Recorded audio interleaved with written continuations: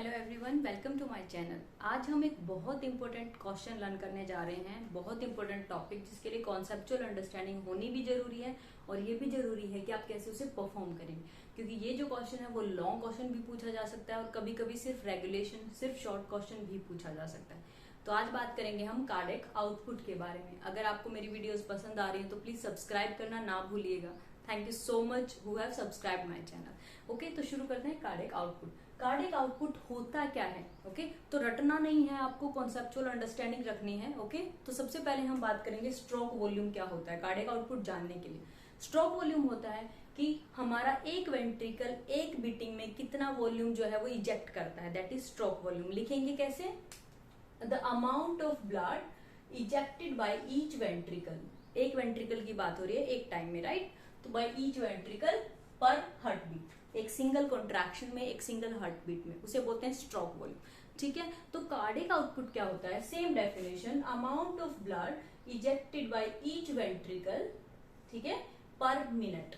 Okay, तो पर minute कब निकालेंगे? जितनी बार वो बीट करेगा उससे आप मल्टीप्लाई कर दो तो वो पर मिनट वॉल्यूम आ जाएगी, राइट? तो कार्डियक आउटपुट का फॉर्मूला क्या होना चाहिए? Cardiac output is equal to heart rate into stroke volume. ठीक है, ओके। अगर हम हार्ट रेट 72 माने नॉर्मल और स्ट्रोक वॉल्यूम अराउंड 70 माने तो this comes out to be around 5 litre per minute. ये होता है हमारा नॉर्मल कार्डियक आउटपुट।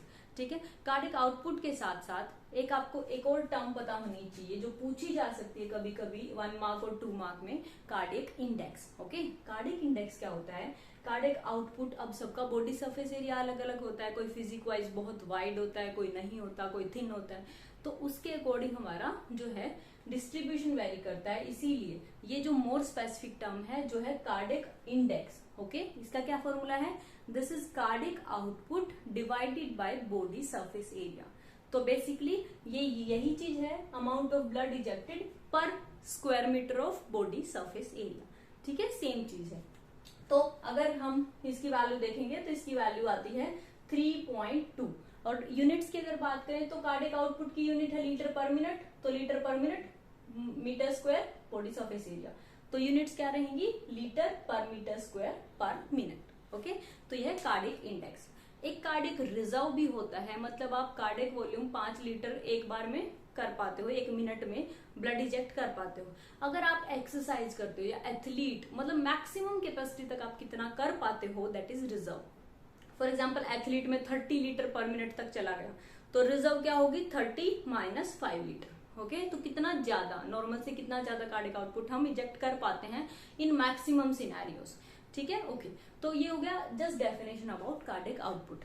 तो अब हम पढ़ेंगे, आज इस वीडियो में हम पढ़ेंगे कार्डियक आउटपुट को रेगुलेट कैसे किया जाता है, कौन कौन से फैक्टर्स हैं जो responsible, which is most important. Mostly पूछा जाता है कार्डियक आउटपुट रेगुलेशन के बारे में। ओके, तो बात करते हैं। अब देखो, आपको कोई भी चीज रटनी नहीं है। ओके, कार्डियक आउटपुट की रेगुलेशन की बात हम फॉर्मूला के साथ ही सीखेंगे। ओके, रेगुलेशन में अलग से कुछ नहीं करना।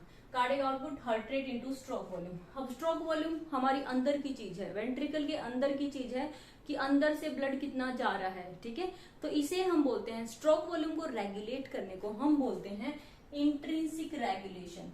इंट्रिंसिक रेगुलेशन, ठीक है। और हार्ट रेट जो कि बाहर से रेगुलेट होगा, बाहर इनर्वेशन होगी न्यूरल, उससे रेगुलेट होगा, इसलिए उसे बोलते हैं एक्सट्रिंसिक रेगुलेशन।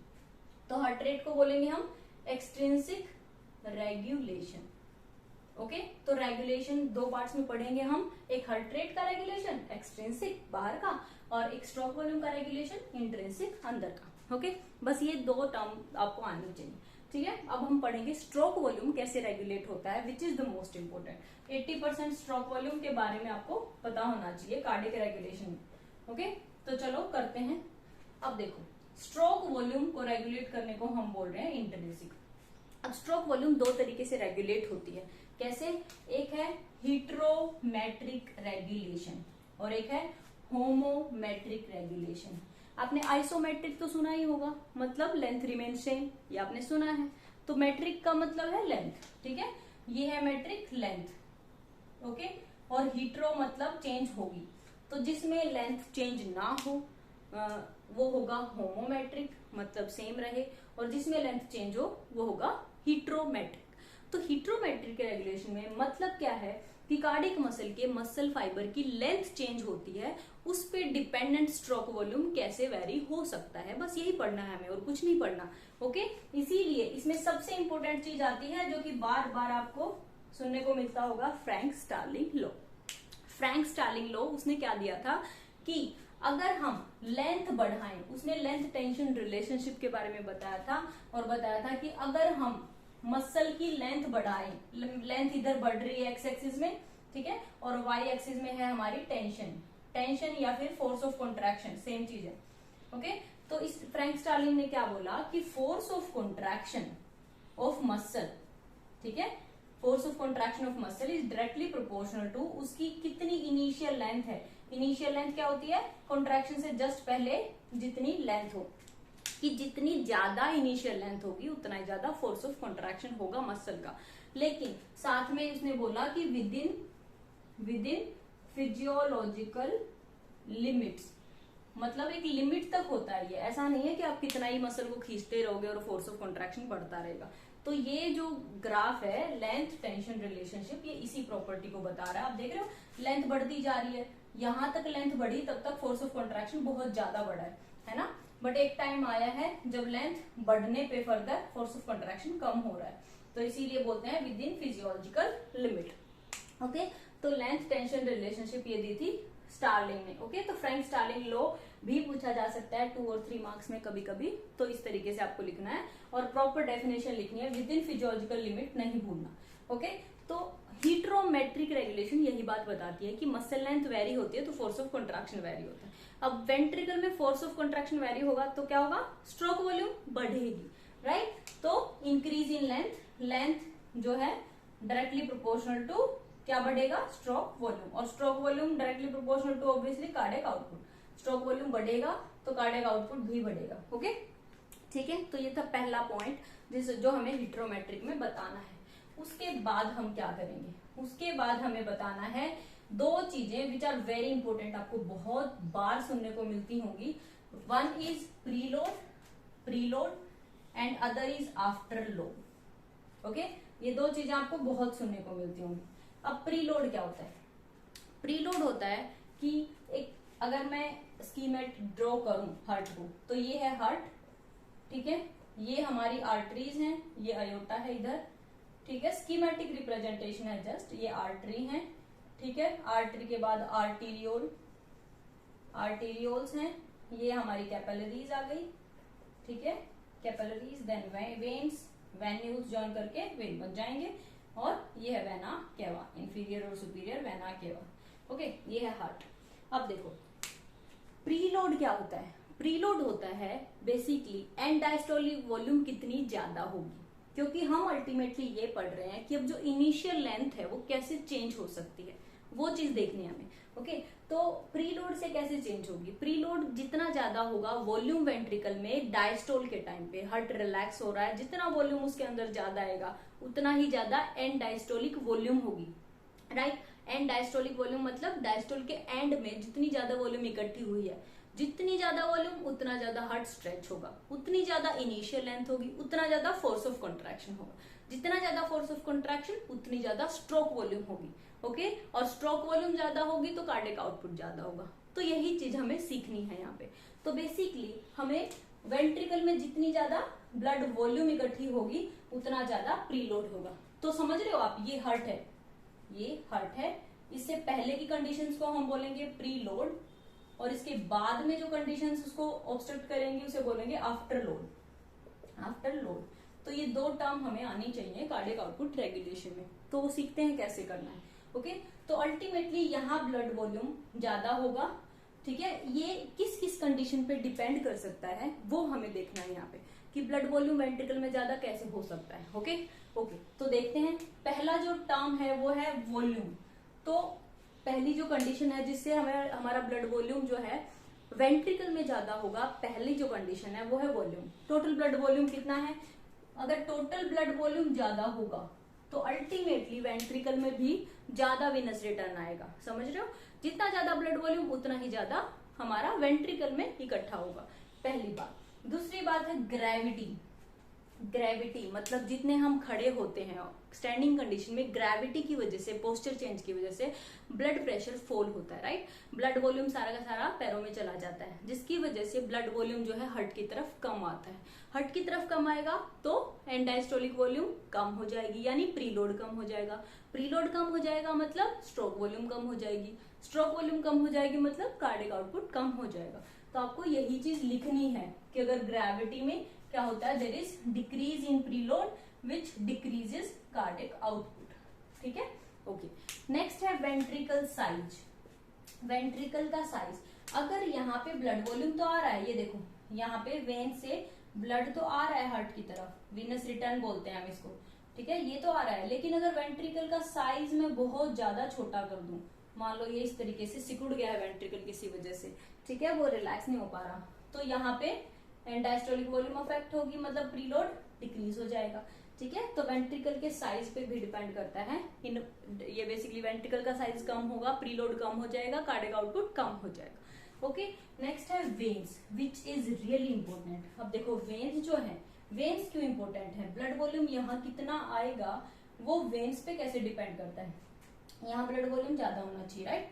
अब वेन्स जो है, अगर मैं इन वेन्स को इस तरह से कॉन्स्ट्रिक्ट कर दूं, ठीक है, किसी भी वजह से अगर कॉन्स्ट्रिक्शन कर दूं, तो कॉन्स्ट्रिक्शन की वजह से और ज्यादा वॉल्यूम जाएगा जितना भी वेन्स में है। अब हमारे बॉडी में अराउंड 54% जो है वेन्स में एक टाइम पे सारा ब्लड 54% पड़ा होता है। तो सोचो वेन्स कितना बड़ा रिजर्वोयर का काम कर रही होती हैं। अब वो वेन्स अगर कॉन्स्ट्रिक्ट हो जाती हैं तो वो सारा का सारा ब्लड हार्ट की तरफ वापिस आएगा, राइट। तो जितनी ज्यादा कॉन्स्ट्रिक्शन होगी, ठीक है, उतना ही ज्यादा ब्लड हार्ट की तरफ आएगा, उतना ही ज्यादा वीनस रिटर्न हो जाएगा, उतना ही ज्यादा प्रीलोड हो जाएगा। तो इसे बोलते हैं वीनो कॉन्स्ट्रिक्शन। वीनो कॉन्स्ट्रिक्शन, तो जितना ज्यादा वीनो कॉन्स्ट्रिक्शन होगा, ये होता कब है, सिंपैथेटिक स्टिमुलेशन से होता है। सिंपैथेटिक जब भी स्टिमुलेट होता है तब वो वीनो कॉन्स्ट्रिक्शन करता है, और वीनो कॉन्स्ट्रिक्शन वीनस रिटर्न बढ़ाएगा। वीनस रिटर्न बढ़ेगा तो स्ट्रोक वॉल्यूम बढ़ेगा, स्ट्रोक वॉल्यूम बढ़ेगा तो कार्डियक आउटपुट बढ़ेगा। तो देख रहे हो आप, कार्डियक आउटपुट रेगुलेशन में हर चीज हमें कार्डियक आउटपुट से रिलेट करनी है कि कैसे अल्टीमेटली कार्डियक आउटपुट को वो इन्फ्लुएंस कर रही है। ओके, तो ये हो गई हमारी वेन्स, जो कि सबसे इंपॉर्टेंट है, इसको मत भूलना, ठीक है।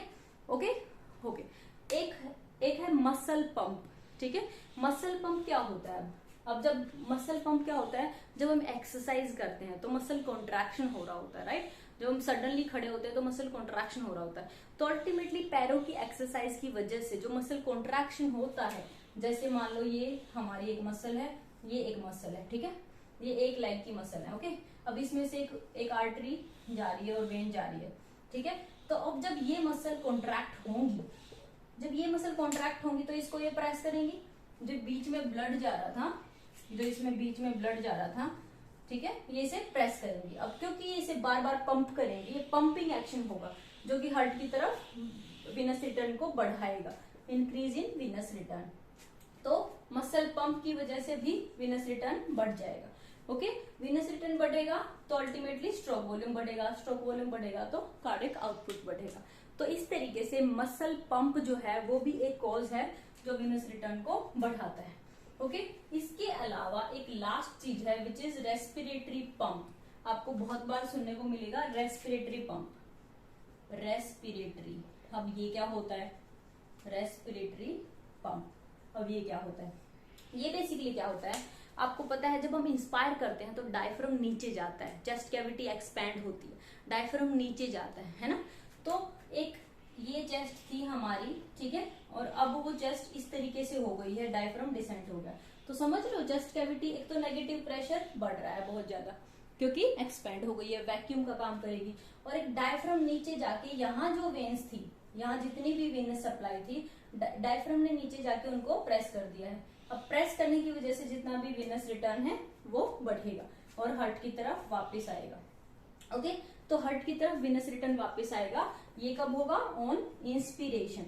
इंस्पिरेशन में ही डायफ्राम नीचे जाता है, राइट। ओके, तो ऑन इंस्पिरेशन डायफ्राम डिसेंट होगा, वैक्यूम क्रिएट होगा, नेगेटिव प्रेशर जनरेट होगा। इंस्पिरेशन में नेगेटिव प्रेशर बढ़ता है, राइट। ओके, जिसकी वजह से वेनस रिटर्न जो है वो बढ़ेगा। अब there is increase in venous return, उससे आपको पता है आगे क्या होगा, इंक्रीज इन वेनस रिटर्न, यहाँ पे ज्यादा होगा तो increase in stroke volume, increase in stroke volume leads to increase in cardiac output. तो बहुत सारी चीजें डिस्कस कर ली हमने। तो इस चीज को आप फ्रेम कैसे करेंगे, इस चीज को फ्रेम करने के लिए एक तरीका बताती हूं मैं कि जब भी आप फैक्टर अफेक्टिंग वीनस रिटर्न या फैक्टर अफेक्टिंग प्रीलोड लिखें तो प्रीलोड के अंडर, प्रीलोड हेडिंग के अंडर आप मेन चीजें लिखेंगे क्या, रेस्पिरेटरी पंप, ठीक है, then muscle pump, muscle pump, ठीक है, देन वेन्स, वेन्स का कॉम्प्लायंस, मतलब वो कितनी रिलैक्स्ड है, कितना डायमीटर है उनका, ठीक है, veins compliance, then gravity, gravity, blood volume, blood volume, ठीक है। ये पैरामीटर सबके सब हम डिस्कस कर चुके हैं। ये आएंगे आपके प्रीलोड के अंदर कि प्रीलोड ने किस तरीके से कार्डियक आउटपुट को अफेक्ट किया। ओके, तो अब बात आती है आफ्टर लोड की, ठीक है। अब आफ्टर लोड कैसे अफेक्ट करेगा वो हमें देखना है। आफ्टर लोड में क्या होता है, आफ्टर लोड से क्या होगा, अब देखो ये हमारा हार्ट है, ठीक है। अब आफ्टर लोड क्या होगा, हार्ट की दूसरी तरफ से, मतलब यहाँ पे जो आर्टरी वेन, आर्टरी, यहाँ इधर आर्टरी है, राइट, ये है हमारा आयोटा, ये है आर्टरी, और ये आर्टरी ब्रांच होती है इनटू आर्टीरियोल, ठीक है। अब देखो हार्ट कॉन्ट्रैक्ट कर रहा है, हार्ट के पास स्ट्रोक वॉल्यूम आ गई है, प्रीलोड हम डिस्कस कर चुके। आफ्टर लोड क्या है, आफ्टर लोड है इधर से जो पुश होता है हमारे हार्ट की तरफ, that is called after load. वो क्या है, वो कैसे होगा, अब जैसे मान लो आर्टीरियोल्स जो है वो इस तरीके से कॉन्स्ट्रिक्ट हो गई, इस तरीके से कॉन्स्ट्रिक्ट हो गई, तो मान रहे हो आप, यहाँ कॉन्स्ट्रिक्शन अगर हो गई तो ये ब्लड वापस जाएगा, और यहाँ कॉन्स्ट्रिक्शन है, आप खुद सोचो, एक जस्ट सोचो एक पानी की मोटर है, ठीक है, और उसके आगे के पाइप को आप बंद कर देते हो सडनली, तो इस तरीके से लोड जो है पाइप के ऊपर बहुत ज्यादा बढ़ जाएगा। तो हार्ट के ऊपर लोड बढ़ रहा है, इसका क्या मतलब है, हार्ट के ऊपर रेजिस्टेंस बढ़ रहा है, रेजिस्टेंस।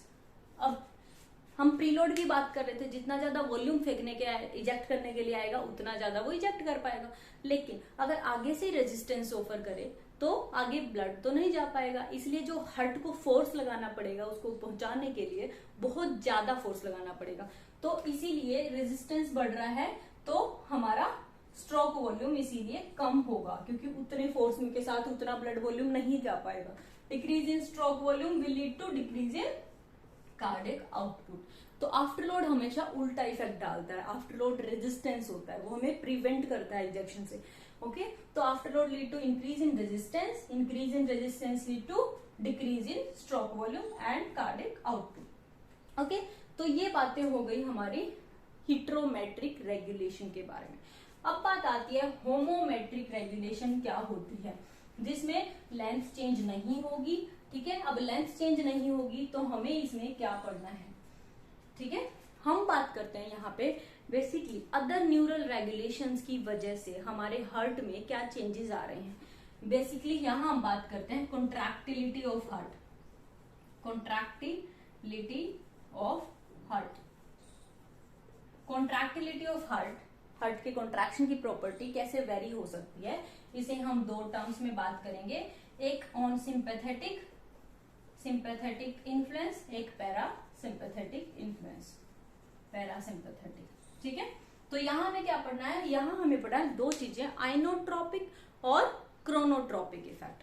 तो हमें पता है जब सिंपैथेटिक स्टिमुलेट होता है या फिर आप एड्रेनलिन देते हैं तो देयर इज पॉजिटिव क्रोनोट्रोपी एंड आइनोट्रोपी। तो फोर्स ऑफ कॉन्ट्रैक्शन में हम क्या पढ़ेंगे, आइनोट्रोपी, आइनोट्रोपिक इफेक्ट। आइनोट्रोपिक क्या होता है, increase in force of contraction, increase in force of contraction.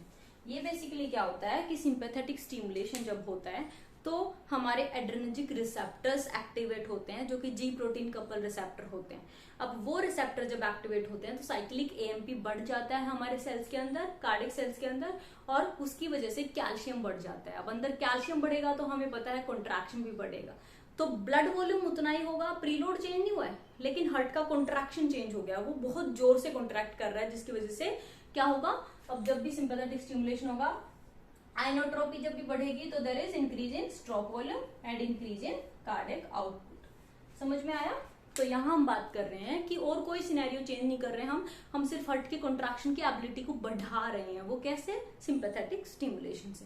Okay, तो सिर्फ यही चीज डिस्कस करनी है हमें होम्योमेट्रिक में। पैरासिम्पैथेटिक उल्टा इफेक्ट होगा, देयर इज नेगेटिव